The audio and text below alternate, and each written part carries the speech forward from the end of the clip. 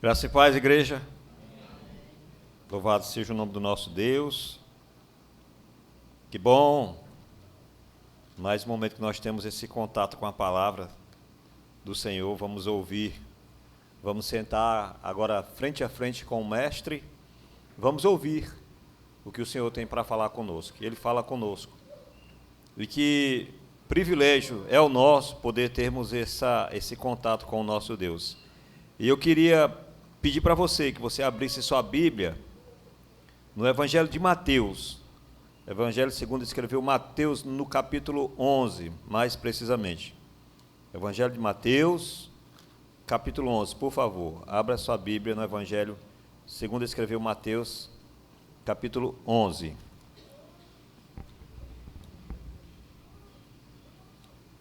Mateus, capítulo 11.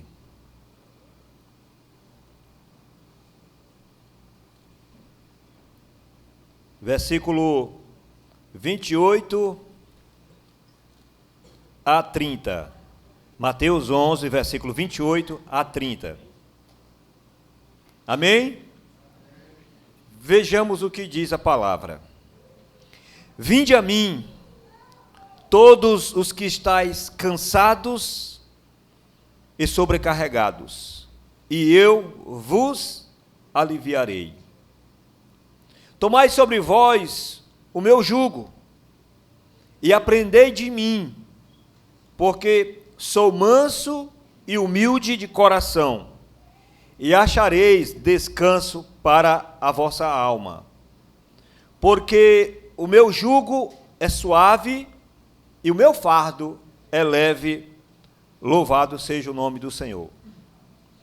Eu e você estamos diante de um convite que Deus faz. Para quem está sendo feito este convite? É um convite para qualquer pessoa? Em tese, sim. É um convite que está feito para qualquer pessoa. Mas o Senhor Deus, Ele deixa aqui uma especialidade, para que essas pessoas, da especialidade da qual Ele está falando, se sintam motivadas, se sintam na liberdade de se aproximar dEle. Qualquer pessoa, repito, tem liberdade de se aproximar do Senhor Deus. Mas aqui Jesus está fazendo um convite e está especificando um povo, uma característica de um povo, do qual, neste momento, ele está fazendo esse convite. Quem são essas pessoas que estão recebendo, nesta hora, o convite do Senhor?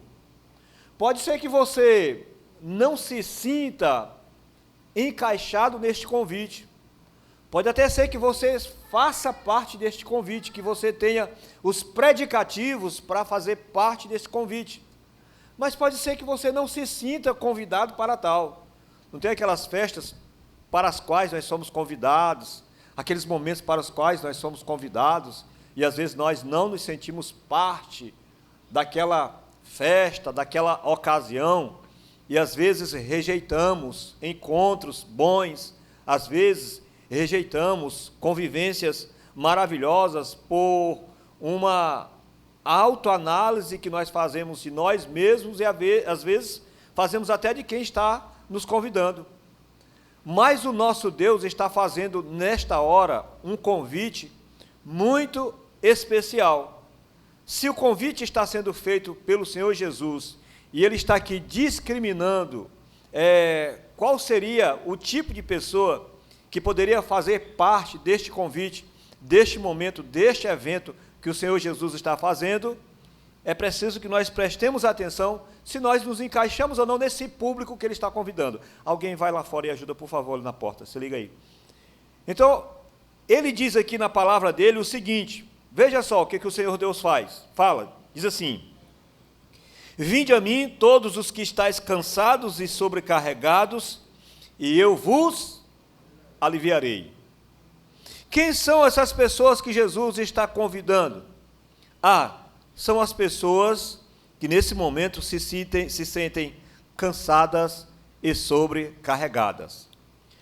O que é que nos causa cansaço? Quais são as coisas que realmente nos deixam estafadas? Aquelas coisas que nos deixam sem ânimo, aquelas coisas que realmente sugam as nossas energias. Quais são? Nós temos algumas atividades de ordem pessoal, algumas atividades até mesmo laboral, que nos cansam. E quando o texto está dizendo aqui que nós nos cansamos, não é a fadiga natural do corpo, não é aquela reação natural do corpo de quem passou o dia todinho trabalhando, chega no final do dia e está cansado. O texto não está falando disso. O texto está falando de uma pessoa que está lutando contra uma situação, que luta contra uma determinada situação, e essa situação parece que está vencendo. Parece que você não vai ter mais forças para reagir, para ter um segundo momento com tudo aquilo que está acontecendo com você. E são muitas as situações que nos levam ao cansaço. São as mais variadas possíveis. Aquelas situações de ordem da nossa mente, de ordem mental, tem situações que sugam as nossas energias mentais. Às vezes, fisicamente, nós estamos muito bem, obrigado. Faz todos os exames e você percebe que a pessoa não está com nenhuma debilitação, que a pessoa não está com nenhuma patologia física, com nenhuma limitação. Eu me lembro de uma pessoa bem conhecida, né, que passou por uma situação de ordem psicológica, uma espécie de depressão, vamos dizer assim, e ela foi para o médico, e nessa consulta que ela fez para o médico olhou todos os exames que aquela pessoa tinha e viu que aquela pessoa não tinha absolutamente nada no que diz respeito ao físico, funcionamento do seu corpo, etc., dos seus órgãos, etc. Mas aquele profissional de saúde percebeu que aquela pessoa ela estava passando por um estresse altíssimo. Então, muitas vezes, a situação do nosso cansaço, ele é meramente mental, e às vezes nós atribuímos a uma situação do nosso corpo. E às vezes nós atribuímos a uma situação do mundo espiritual. Mas é verdade que existem situações do mundo espiritual que nos estressam. Existem situações do mundo espiritual que nos deixam cansados, que parece que nós passamos a noite todinha em claro, que parece que nós passamos a semana todinha trabalhando sem parar um segundo. Eu não sei se já aconteceu com você, comigo já aconteceu, de eu visitar alguns ambientes para evangelizar, para pregar a palavra do Senhor, e de repente, quando eu passo o dia todinho, ou algumas horas naquele ambiente, quando eu saio de lá, eu me sinto muito estafado, eu me sinto muito cansado. E aí a gente entende que esse cansaço é um cansaço que tem uma situação do mundo espiritual. Porque às vezes nós vamos para o médico, o profissional de saúde, e falamos de uma determinada situação que nós estamos vivenciando, e às vezes o médico quer fazer uma leitura psicológica daquilo que está acontecendo conosco. Às vezes o médico quer fazer uma leitura física daquilo que está acontecendo conosco, e ele abre os braços, o profissional de saúde, e diz: eu não sei ao certo o que está acontecendo com você. Às vezes até diz: olha, isso é invenção da sua cabeça, você não tem nada, não está acontecendo nada. Como não está acontecendo nada?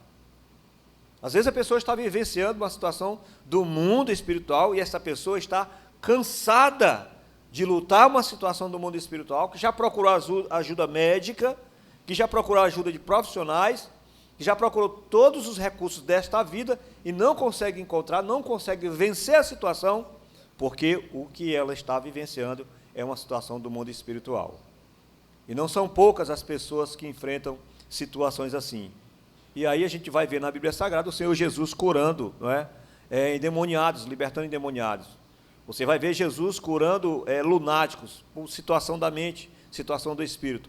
Mas existem situações também que são situações extenuantes, são situações do nosso físico de verdade. Mas chega um limite que o nosso físico, ele começa a cobrar da nossa mente.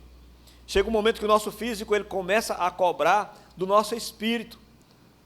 Eu sou tricotomista, eu acredito que o homem é corpo, alma e mente.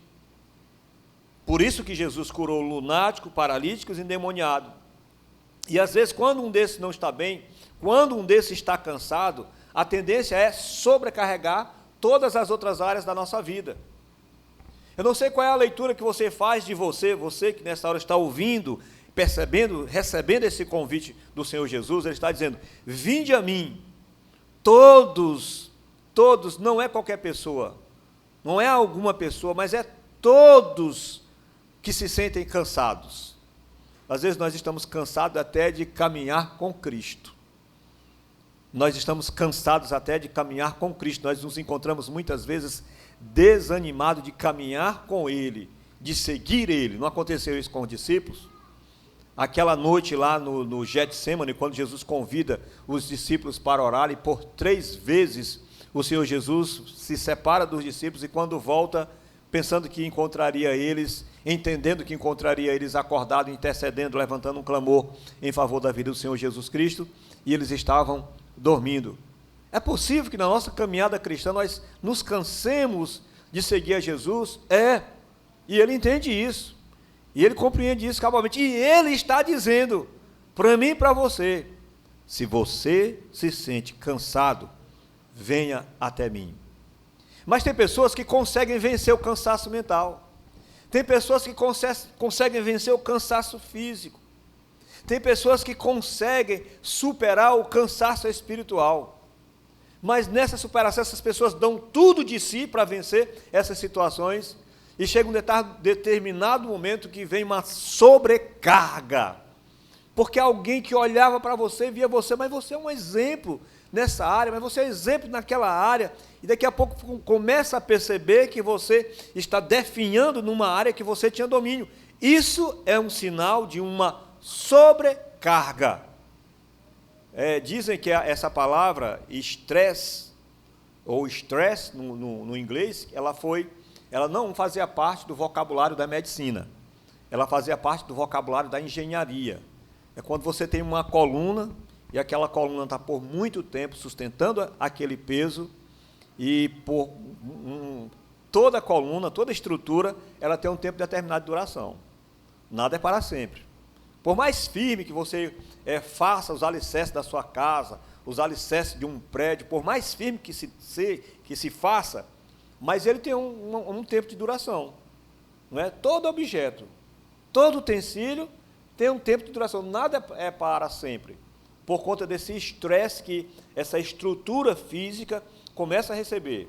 A física diz que todo corpo se dilata. Se for no verão, ela se expande. Se for no inverno, no frio, ela se contrai. É por isso que em algumas pontes nós vamos encontrar aquelas rachaduras, não é de graça, com uma certa distância, porque quando aquela matéria se dilata, ela tem a tendência a ocupar aquele espaço. Quando ela se contrai, ela tem a tendência a abrir aquele espaço. Mas essa era uma palavra que era usada somente para a engenharia. Uma coluna que está ali, ela começa a se estressar, ou seja, ela começa a perder forças, ela começa a se desgastar. Daqui a pouco você tem que demolir aquele prédio, construir outro, ou reforçar aquela coluna, isso tem que ser feito.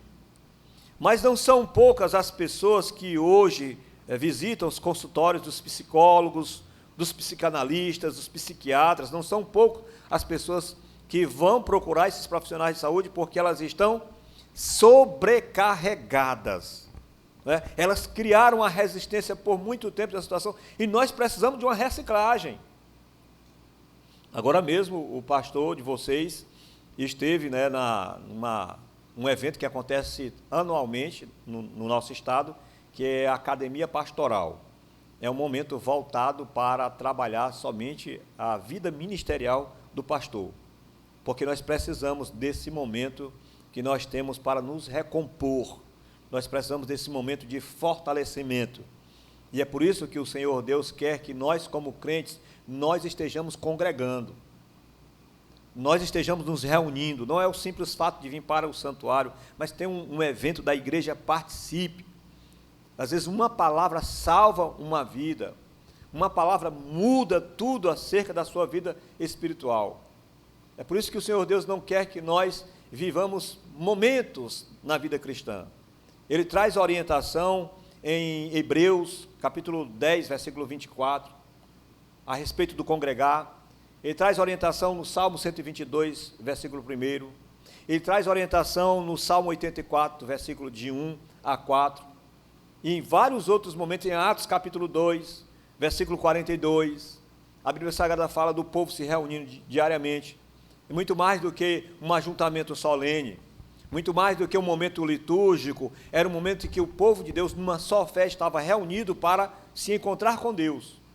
Então é preciso esse nosso momento para que nós venhamos recarregar as nossas forças, para que nós venhamos receber um novo ânimo, porque num momento ou outro nós ficaremos sobrecarregados, nós iremos estressar. O estresse, ele é natural que aconteça. O que não é natural que aconteça é que esse estresse passe a dominar as nossas vidas. Isso significa dizer que todos nós temos um limite. E aí o Senhor Jesus faz um convite. Você que tem um limite. Você que sabe que você não é um super-homem. Você que sabe que você não é uma super-mulher. Eu quero fazer um convite para você. Venham para mim. Venham para mim. Eu faço um convite para vocês. Vinde a mim, todos os que estáis cansados e sobrecarregados. E o que é que ele vai fazer? O que ele vai fazer quando nós nos aproximamos dele? Ele está prometendo que vai nos aliviar. Jesus está dizendo que vai nos aliviar. Ou seja, aquele que te criou, aquele que te conhece melhor do que o psicanalista, aquele que te conhece melhor do que o clínico geral, do que qualquer especialista da área da ciência humana, que tem profissionais maravilhosos que tratam do nosso ser, mas aquele que conhece você melhor do que qualquer especialista na Terra, aquele que te conhece melhor do que qualquer conselheiro, aquele que te conhece melhor do que o seu cônjuge, ele está dizendo para você: eu quero aliviar você, eu posso aliviar você, fui eu quem fiz você, eu consigo aliviar você. Quem está falando é Jesus, e Jesus, ele é Deus. Eu vos aliviarei, ele está garantindo, ele faz isso. E se o Senhor Jesus disse que ele faz isso, você pode ter certeza que faz. Por quê? Porque ele nos conhece, foi ele que nos criou. Meus irmãos, o universo tem 93 bilhões de anos-luz. Se o universo observável, não se sabe ao certo o tamanho do universo, mas naquilo que a ciência conseguiu observar, o universo tem 93 bilhões de anos-luz. Ou seja, para que nós conseguíssemos andar na velocidade da luz, de uma ponta a outra do universo, nós precisaríamos viver 93 bilhões, não é de anos, é de anos-luz, porque a velocidade da luz é 325 mil quilômetros por segundo. Você conta a luz já viajou 325 mil quilômetros. O universo mede 93 bilhões de anos-luz. A nossa galáxia, que é a Via Láctea, e como a nossa galáxia, existem bilhões de galáxias, preste atenção, nós fazemos parte de uma galáxia que tem milhares de sistemas solares. Na nossa galáxia, na Via Láctea, os cientistas estimam que tem de 100 a 200 bilhões de estrelas. Eles não sabem o número certo, alguns chegam a estimar até 400 bilhões de estrelas. Isso só na Via Láctea, onde o universo tem bilhões de galáxias. E o Senhor Deus criou tudo isso com sublimidade. Os astrônomos ficam boquiabertos quando começam a estudar o universo. Eles ficam abestalhados com tantos fenômenos que acontecem no universo.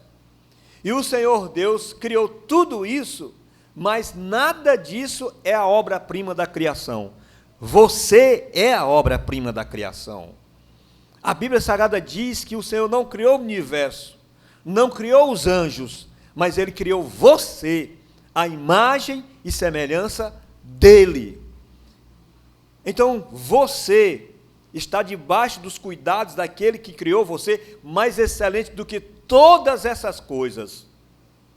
A ponto, como diz em Lucas capítulo 12, versículo 7, dele conhecer até a quantidade de fios de cabelo que contém na sua cabeça. Que Deus é esse que está interessado, ou que tem cuidado em saber até mesmo a quantidade de fios de cabelos que contém na nossa cabeça?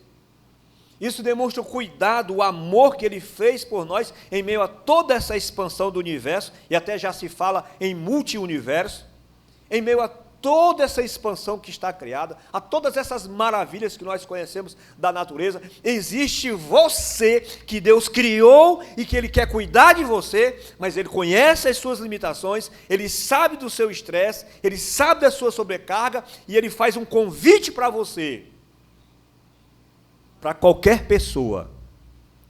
E às vezes nós fazemos esse discurso só para aqueles que não são cristãos. Esse discurso aqui é também para cristãos, é para qualquer pessoa, ou seja, é para quem foi criado, para quem foi feito a imagem e semelhança dele. Ele diz: tomai sobre vós o meu jugo e aprendei de mim. Tomai sobre vós o meu jugo e aprendei de mim. O meu jugo não é julgo, não é de julgamento, mas é de responsabilidade, é de carga, é de peso. Nós sabemos que o jugo era aquela peça de madeira que colocava no pescoço dos animais, de 2 bois, para que eles emparelhados pudessem fazer o aradar da terra. Naquele tempo não tinha trator, evidentemente, então eles usavam geralmente 2 animais. Colocava aquela peça de madeira, o nome dessa peça é jugo. E ele colocava os animais para poder aradar a terra, e aquela peça que fazia os animais juntar as forças. Era aquela peça que fazia com que eles juntavam as forças para que a força de 2 animais conseguisse mover aquela tralha que fazia a aradação da terra.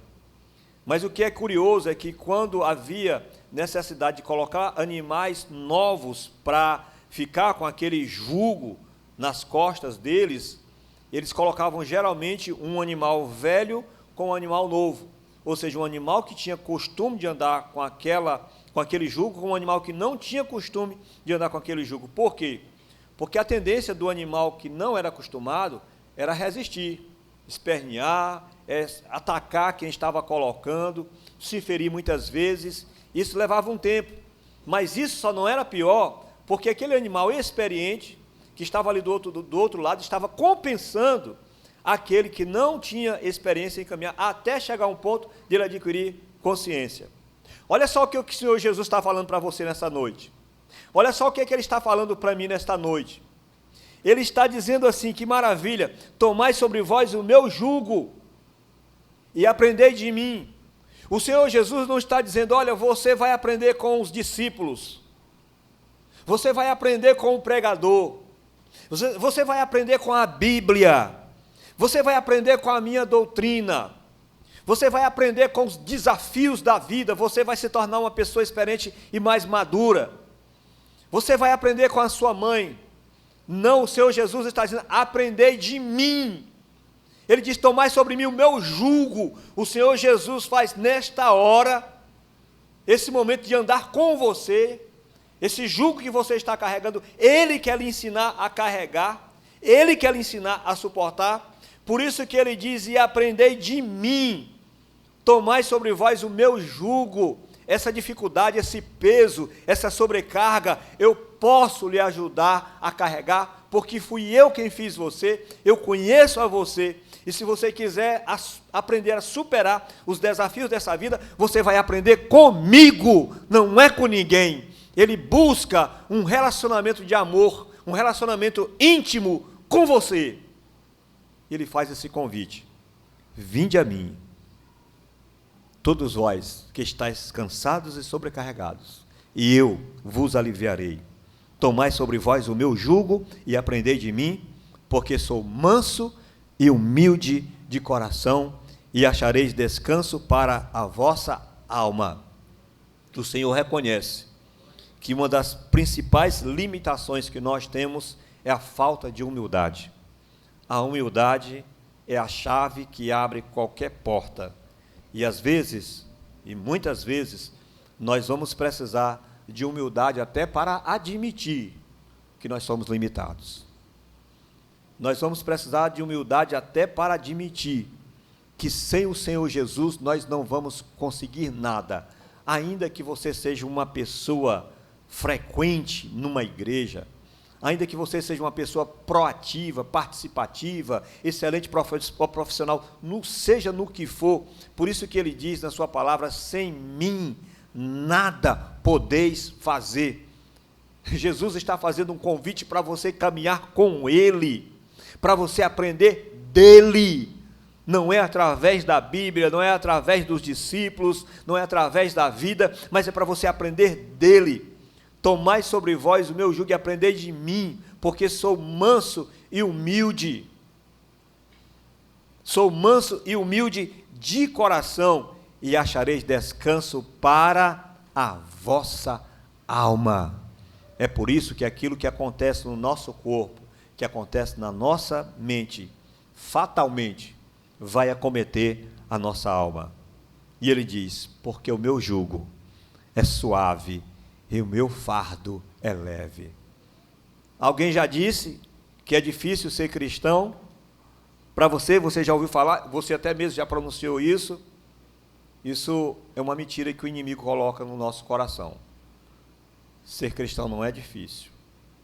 Difícil é abandonar a vida de um anticristo, eu vou usar essa expressão, com todo respeito. Difícil é abandonar uma vida de não ser cristão. Sim, isso é difícil, mas ser cristão não é difícil. Quem é que está dizendo isso? É o próprio Jesus. E aí nós vamos encontrar o testemunho dos apóstolos, dos irmãos que nos antecederam, que ainda que a cabeça deles estivesse sob navalha, ainda que os corpos deles estivessem a ponto de serem queimados, ainda que os corpos deles estivessem a ponto de ser mutilados, mas eles não negaram a sua fé, porque se fosse difícil ser cristão, esses homens não teriam morrido, eles teriam negado a sua fé. Mas não deixe o inimigo colocar essa palavra no seu coração, de que é difícil ser cristão. Difícil é você abandonar essa velha mulher que existe dentro de você, difícil é nós abandonarmos esse velho homem que está dentro de nós, essa natureza adâmica e carnal, mas serve ao Senhor. Ele está dizendo, você vai experimentar o melhor desta terra, você vai experimentar o melhor dessa vida, você vai ser feliz apesar desta vida. Vinde a mim, experimenta.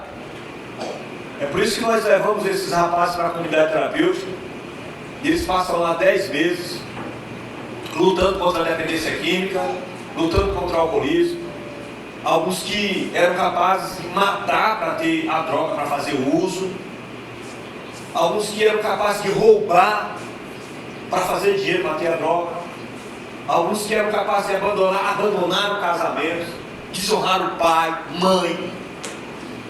Porque não é fácil abandonar essa vida, essa natureza adâmica e carnal. Mas de repente nós apresentamos esses homens, apresentamos eles para Jesus, ou apresentamos Jesus para eles, e quando eles começam a ter essa comunhão, esse contato com Jesus, sabe, essa ânsia, essa compulsão que eles tinham pela droga, acaba. Por isso que não é pesado, por isso que o fardo do Senhor Jesus é leve, e vive a vida com alegria, vive a vida com felicidade. Quem experimenta Jesus sabe o que é a verdadeira felicidade.